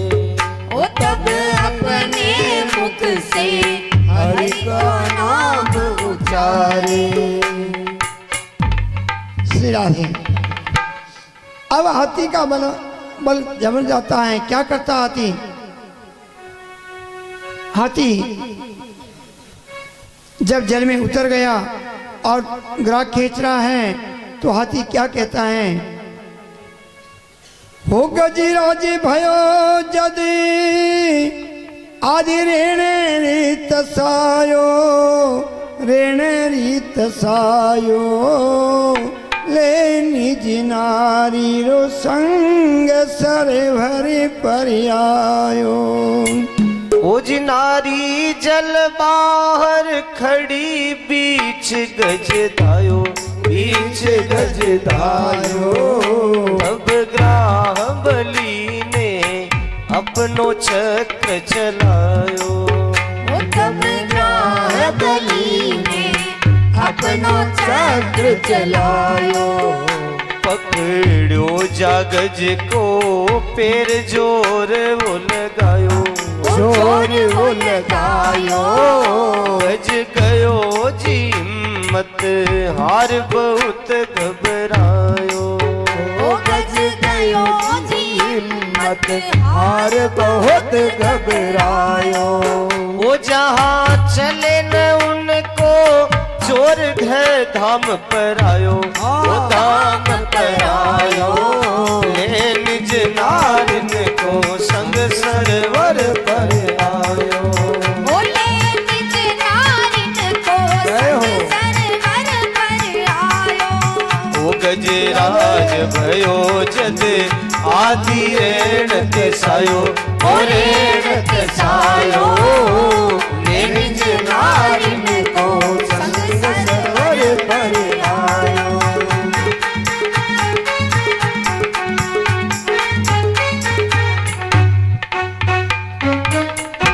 जय जय श्री राधे श्याम। जब गज का बाहुबल कम नहीं हुआ लेकिन अपना जोर नहीं चला, हिम्मत गया कुंजर हार बहुत घबरायो। घबराने लगा। तो जब घबराता तो याद आते पहले अपने, जो अपने होते वही याद आते हैं, अपने होते वही याद आते हैं। तो अपने अपने को किनको समझते हैं? सबसे पहले नजदीक अपनी पत्नी, उनको अपना समझते हैं। फिर दूसरे नंबर में अपने पुत्र, फिर तीसरे में अपने भाई, फिर अपने सगे संबंधी उनको अपना समझते हैं, भगवान को अपना नहीं समझते हैं। तो हाथी अपनी पत्नी से बच्चों से कह रहा है, आओ मेरी सहायता करो, तुम जल में उतरो और मेरी सूंड को अपनी सूंड से पकड़ के खींचो तो अपने इनको बाहर लेके आ जाएंगे। हिम्मत गया कुंजर हार बहुत घबराया, जहाँ चला ने अपनो जोर देश पराया। अपन पराया देश में है, धाम पराई है। एक जंगल का राजा हाथी है, एक जल का राजा मंगर है, दोनों के बीच युद्ध हो रहा है और पराया देश में जाकर के युद्ध हो रहा है जल में। लेकिन इस संसार में स्वार्थ है। हाथी ने विचार किया, मैं अगर जल में उतरूंगी, कोई दूसरा मंगर आया मेरे पैर को भी पकड़ लेगा तो मैं भी मारी जाऊंगी, इसलिए ये लड़ रहे हैं, इनको लड़ने दो। बंधु ध्यान रखो, आप में दुख आएगा, आप अपने परिवार को याद करोगे तो परिवार का कोई साथ देने वाला नहीं है। राधे राधे राधे। परिवार के साथ नहीं देने वाले और हंसी करेंगे दुख में, तो दुख में तो कौन है? जो आपका सगा संबंधी है वही देगा। कौन? भगवान। इस जीव के परम मित्र भगवान हैं, परम सखा भगवान हैं। राधे। तो अब हाथी अपने बच्चे को लेकर के जंगल में चली जाती हैं और अकेला हाथी, हाथी कौन है? ये जीव है। और लड़ कहाँ रहा? ये मानसरोवर में लड़ रहा है और मानसरोवर रूपी जल के अंदर ये मंगर कौन? काल है। ये काल के और इस जीव के बीच में युद्ध हो रहा है और ये दोनों लड़ते हैं। लेकिन ये जीव पहले अपने परिवार को याद कर रहा, जब तक हार रहा है, दुख पा रहा है, फिर भी परिवार को नहीं छोड़ रहा है। तो अब तो लड़ते लड़ते थक गया, फिर भी भगवान याद नहीं आते हैं। तो अब मरने की स्थिति आ जाती है, जब इसको भगवान याद आते हैं। स्थिति याद है। ओ जब जो भर रह गई सूंड नीर के बारे, ओ नीर के बारे, अब अपने मुख से हरि का नाम उचारे। ओ तब अपने मुख से हरि का नाम उचारे। ओ तुम ब्रज के कारण गिरी को नख पर धारे, ओ नख पर धारे। अब बेगी खबर लो नाथ आज हम हारे। ओ अब बेगी खबर लो नाथ आज हम हारे। ओ प्रभु बिरद रखावन हार नाम न ल जावो, ओ नाम न ल जावो। ले निज नारिन को संग सरवर पर आयो। ओ ले निज नारिन को संग सरवर पर आयो। ओ गजराज भयो जद आदि रैण तिसायो, ओ रैण तिसायो। ले निज नारिन को संग सरवर पे आयो। ओ ले निज नारिन को संग सरवर पर आयो।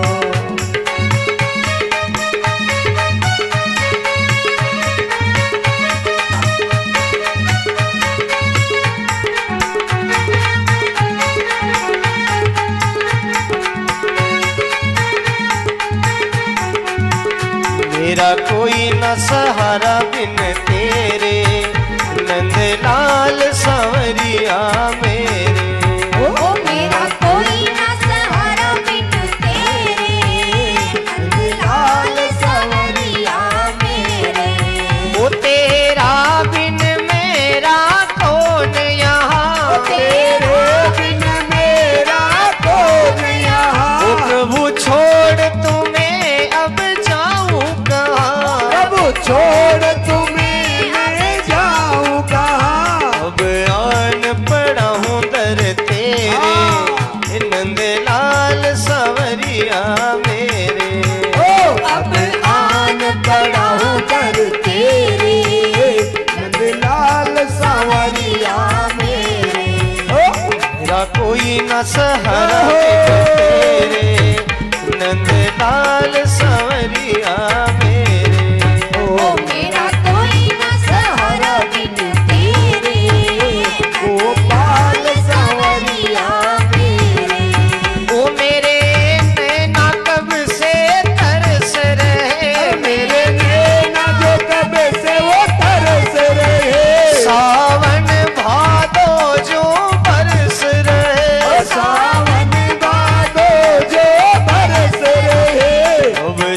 घन घोर अंधेरे नंदलाल सांवरिया मेरे।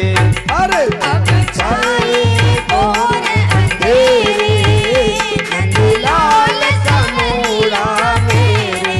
ओ प्रभु आ जाओ, प्रभु आ जाओ, प्रभु आ जाओ, प्रभु आ जाओ, प्रभु आ जाओ, प्रभु आ जाओ, प्रभु आ जाओ, प्रभु आ जाओ। अब और न मुझको तरसाओ, अब और न मुझको तरसाओ। काटो जन्म मरण के घेरे नंदलाल सांवरिया मेरे। अरे काटो जन्म मरण के घेरे नंदलाल सांवरिया मेरे। गजराज भयो जग आदि रेण तिसायो, रेण तिसायो। ने निज नारिन को संग सरवर पे आयो। बोले निज नारिन को संग सरवर कर आयो।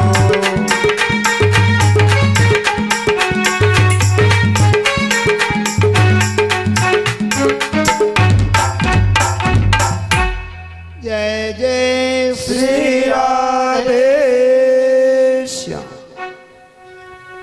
अब हाथी जब जो बार सुन रह गई नीर के बारे जल से बाहर रह गई, हाथी ने विचार किया अब तुम मरने का समय आ गया है। अब जो जितने सून मेरे जल के बाहर हैं, जगह अब मैं बल भी दिखाऊं तो अब मेरा बल हार गया, अब मेरे में कोई बल भी नहीं है, और थोड़ा सा भी अगर मुझे खींचा तो मेरी सूंड जल में डूब जाएगी और मेरा प्राण हरिओम तत्सत हो जाएगा। हाथी को एकदम याद आ गई, एक बार मैं भगवान को तो पुकार लूं, क्यों कि निर्बल के बलराम है, यानी भगवान निर्बल के ही बल श्री राम हैं। अगर एक बार मेरे प्रभु आ जाए तो मेरी रक्षा हो सकती है, ऐसा कह करके भगवान की शरणागति लेता है। जो भी भगवान की शरणागति लेते हैं तो फिर भगवान उसकी रक्षा करने का उत्तरदायी संभाल लेते हैं। अगर आप भी भगवान की शरणागति लोगे तो भगवान की जिम्मेदारी हो जाएगी आपके जीवन की गाड़ी को चलाने की। फिर आपके जीवन की गाड़ी की बागडोर भगवान के हाथ में रहेगी, फिर बाद में कोई दूसरा उसमें हस्तक्षेप नहीं कर सकता है। तो महाराज ये हाथी अपने जीवन की डोर मेरे गोविंद के हाथ में सौंप रहा है और कह रहा है दीन दयाल अब तुम जानो, बचाओ तो भी ठीक और आपके पास बुलाओ तो भी ठीक, अब मेरे से कुछ होने वाला नहीं है, मैं हार गया हूँ, अब आप ही मेरे सहारा हैं। ऐसा जब हाथी पुकारा तो मेरे गोविंद उसी समय बैकुंठ में सो रहे थे। भक्त की आवाज़ सुनी, भगवान की नींद खुल जाती है। भगवान दो नेत्र हैं, जब एक नेत्र भगवान का बंद रहता है, जब लक्ष्मी जी भगवान से पूछा ये क्या कारण है, भगवान कहते हैं एक नेत्र से मैं संसार को देखता हूँ और दूसरा नेत्र में बंद रखता हूँ जो मेरे भक्तों को देखता हूँ कि कोई मेरा भक्त मुझे पुकार रहा है। जैसे ही भक्त भगवान को पुकारे और मेरे भगवान उनकी सहायता करने के लिए दौड़ते हैं, क्योंकि भगवान सदा अपने भक्त वत्सल हैं, अपने भक्त की रक्षा करने के लिए तत्पर रहते हैं। श्री राधे। ओ प्रभु गज की सुनी पुकार, नींद बिसरा कर, नींद बिसरा करे, मैं करूं ओ भगत की साय तुरत वहां जाकर। ओ मैं करूं भगत की साय तुरत वहाँ जाकर। ओ बोली लक्ष्मी जी कर जोड़ शीश वो नवा कर, शीश वो नवा करे, थाका सिर पे आदि रात जाओ सुस्ता कर। ओ सदा सिर पर आदि रात जाओ सुस्ता कर। ओ घड़ी तोई करो आराम प्रात प्रभु जाओ जी प्रात प्रभु जाओ। के निज नार संग सरवर पे आयो। ओ ये निज नारिन को संग सरवर पर आयो। ओ गजराज भयो जद आदि रेण तिसायो। ओ रेण तिसायो। ने निज नारिन को संग सरवर पे आयो। ओ ये निज नारिन को संग सरवर पर आयो। ओ गजराज भयो जद आदि रेण तिसायो जी। रेण तिसायो। ओ रेण तिसायो ने निज नारिन को संग सरवर पर आयो। ओ ये निज नारिन को संग संग सरवर सरवर पर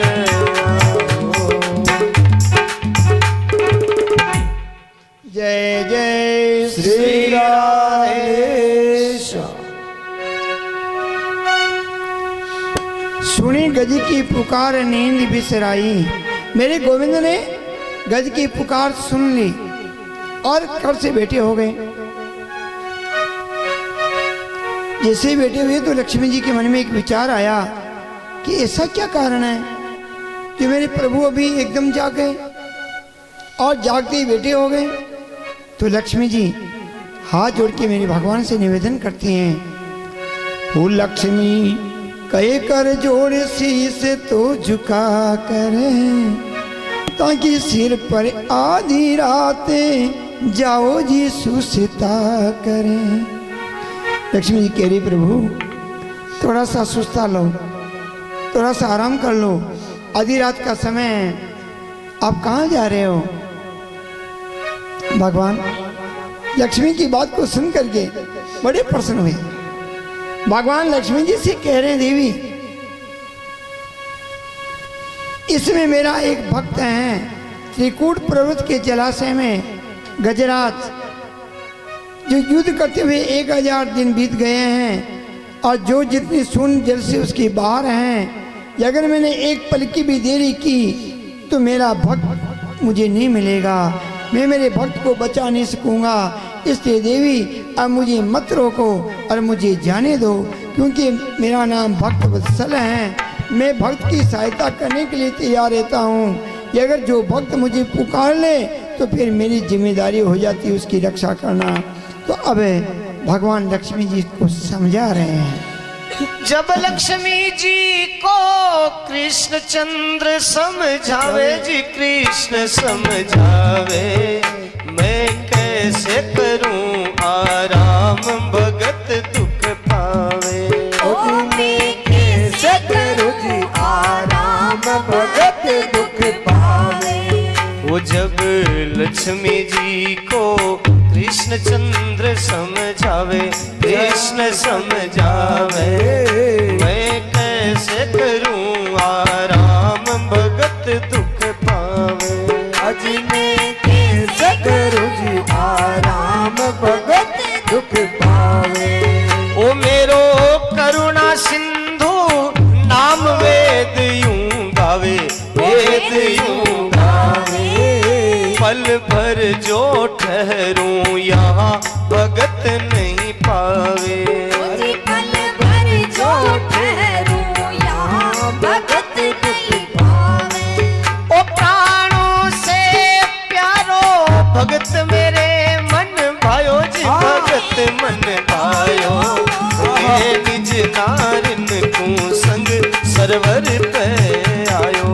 ओ ये निज नारिन को संग सरवर पर आयो।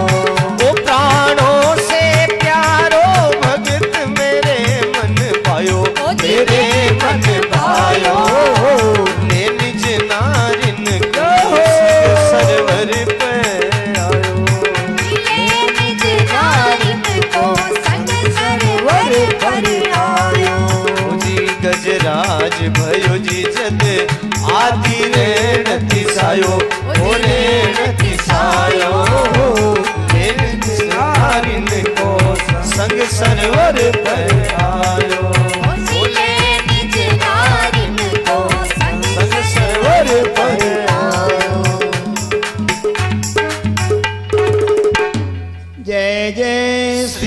राधे। श्याम। लक्ष्मी जी जब भगवान से निवेदन किया तो भगवान लक्ष्मी जी को समझाते हैं। हो लक्ष्मी सु श्री कृष्ण चंद्र समझावे नाथ समझावे, मैं कैसे करूं आराम भक्त दुखी पावे। भगवान कह रही लक्ष्मी मैं आराम तो करूं कैसे, मेरा भक्त तो वहां दुख पा रहा है और मुझे नींद आए, ऐसा नहीं हो सकता है। करुणा सिंधु नाम है हमारो, वेद यूं घावे वेद यूं ही घावे, प्राणासु प्यारो भक्त हमारो दुखी पावे। जय हो। देवी प्राणों की गति हैं। भगवान ने कहा नहीं नहीं मेरा भक्त बहुत दुखी है। तो भगवान ने तजा गरुड़ का संग, गरुड़ को भी छोड़ दिया और पैदल भागने लगे। भगवान ने विचार किया देखो फिर भी भक्तवत्सल कितने दयालु हैं, फिर भी भगवान ने अपने आप को भी पीछे रख लिया। भगवान भक्त को आगे बढ़ाया। भगवान अपने भक्त के लिए अपने आप को भी योग्य नहीं समझा और सुदर्शन चक्र का स्मरण कर लिया और कहा तुरंत पहुंचो, मुझे देर लगेगी, मेरा भक्त के प्राण संकट में हैं। सुदर्शन चक्र प्रभु का आदेश पाते गया और सीधे मंगल का मस्तक काट करके हाथी को बाहर खींच के ले आया। इतने में मेरे गोविंद पहुंच गए। श्री राधे भगवान के पहुंचते ही भगवान का चरण सर्वस्व हुआ, दोनों का उद्धार हो गया, दिव्य रूप हो गया। गंधर्व लोग गाने लगे, अप्सरों का नृत्य हुआ, जय जयकार होने लगी। और उसी समय भगवान गजराज को अपने साथ गरुड़ पे बिठा करके और बैकुंठ धाम लेके चले गए। बोले श्री हरि भगवान की जय हो। सुनेरी मैंने निर्बल के बलराम, सुनेरी मैंने निर्बल के बलराम,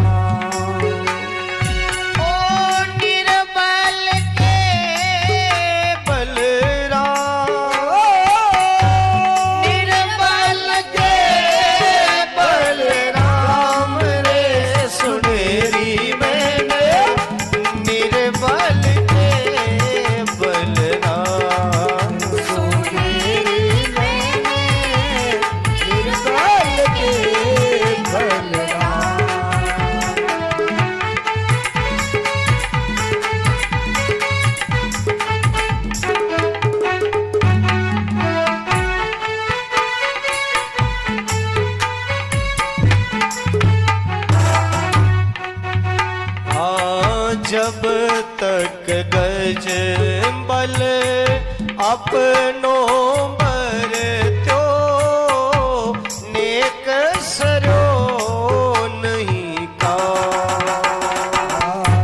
जब तक गज बल अपनों बर त्यो, नेक सरो नहीं का।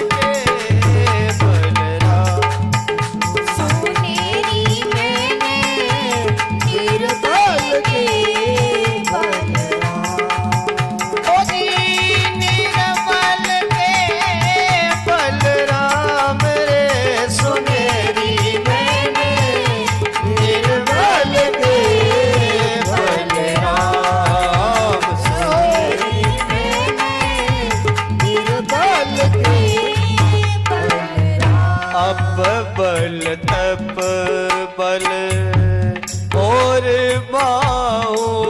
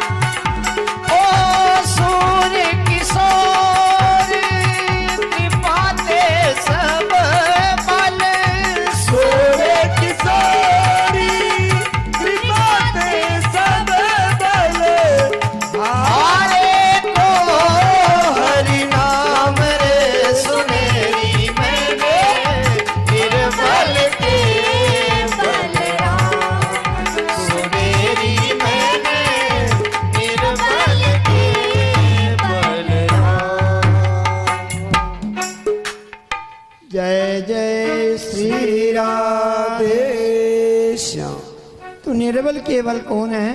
परमात्मा। परमात्मा ही निर्बल केवल हैं।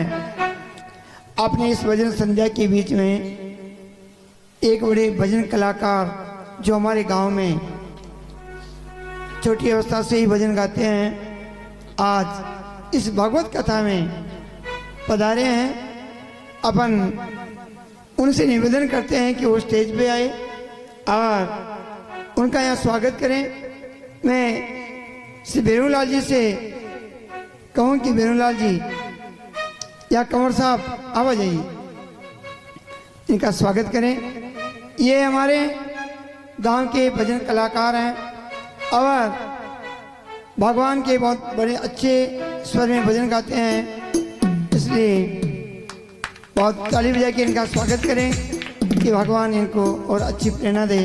पधारिए विराज और व्यासी महाराज इनको ये मौत दीजिए और भजन की कलाकार हैं श्री राधे। इसी बीच में हमारे छोटे कलाकार भी आए हैं आपके बीच में। हाँ। इनका भी व्यासपीठ जो आपसे आप आशीर्वाद दे करके इनको आगे बढ़ने का आशीर्वाद व्यासपीठ से मिले। एक बार खड़े हो। प्रशांत जी और जो हमारे श्याम जी भाई साहब ऑर्गन बजा रहे हैं, इनके सुपुत्र है जो ऐसी छोटी सी उम्र में भजनों का बराबर आप देख रहे हैं कि बराबर साथ दे रहे हैं। एक बार ताली बजा करके जोरदार इनका स्वागत करें। ये भजन के अभी नवीन कलाकार हैं और भगवान से प्रार्थना है कि इनको ऐसी ऊंची श्रेणी में पहुंचाए कि भारत क्या विदेश में भी अपने भजनों की ख्याति प्राप्त करें। श्री राधे।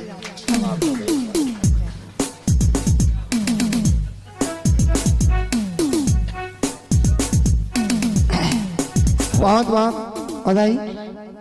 बड़े सुंदर कहते हैं कि जब राजा परीक्षित पूछ रहे हैं प्रभु,